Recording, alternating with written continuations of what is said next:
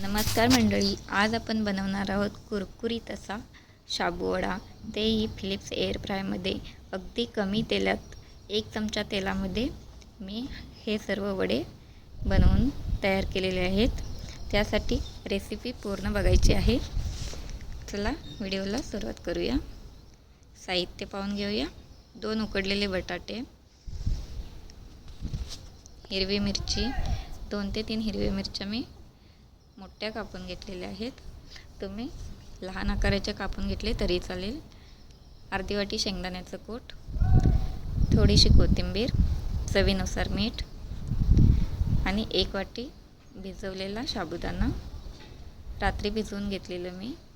हे बघा, मस्त असा मोकळा भिजून रेडी झालेला आहे.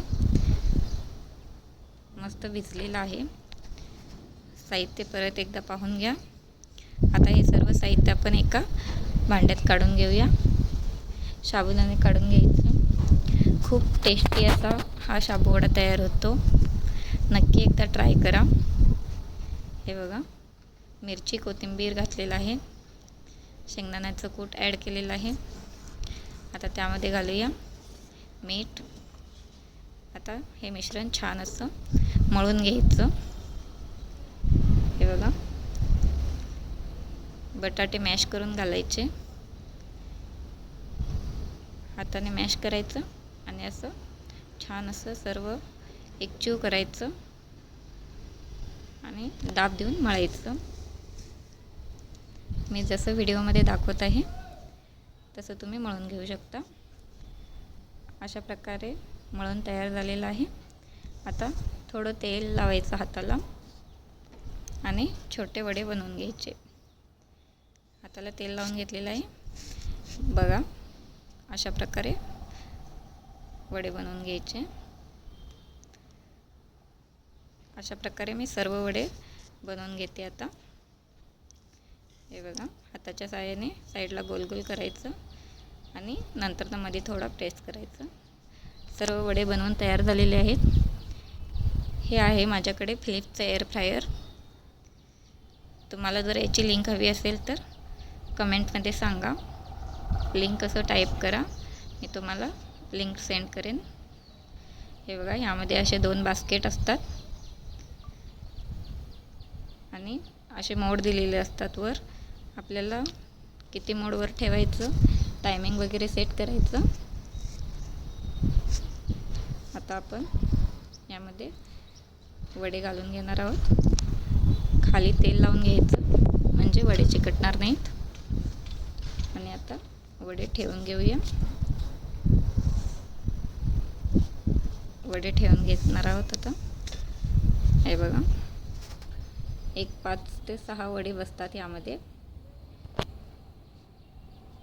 बघू शकता अशा पद्धतीने. आता हे बास्केट लावून घेऊया. अगदी कमी तेलात हेल्दी असा शाबू वडा बनवला जातो. हे बघा, आता टायमिंग सेट करूया. किती मिनिटे ठेवायचं ते. 15 मिनिटे ठेवूया. 15 मिनिटे 180 अंश सेल्सिअसवर. आधी मी 3 मिनिटे प्रीहीट केलेलं ते. एका बाजूने भाजून झालेलं आहे. आता दुसऱ्या बाजूने पलटवून घेऊया. आता 2-3 मिनिटे परत चेक करायचं. हे बघा, अशा पद्धतीने. अजून एवढे नाही बनलं. परत एकदा मी 2-3 मिनिटे लावून घेणार आहोत. पूर्ण भाजल्यानंतर त्याच्यावरती तेल सोडायचं. आता बघूया, 3 मिनिटे झालेली आहेत. परत एकदा पलटवून घ्यायचं. छान असं खरपूस भाजून घ्यायचं. खूप छान लागतात. अगदी तेलामध्ये तळल्यासारखे टेस्ट येते. हे बघा, वरून असं तेल सोडायचं. खूप छान टेस्ट येते तेल सोडल्यामुळं आणि खूप मस्त लागतात. अशा प्रकारे बघा, किती मस्त वडे बनवून रेडी झालेले आहेत. अगदी कमी तेलात एकदम सोनेरी असा रंग आलेला आहे. वा, मस्तच. तुम्ही जरूर एकदा ट्राय करून पहा.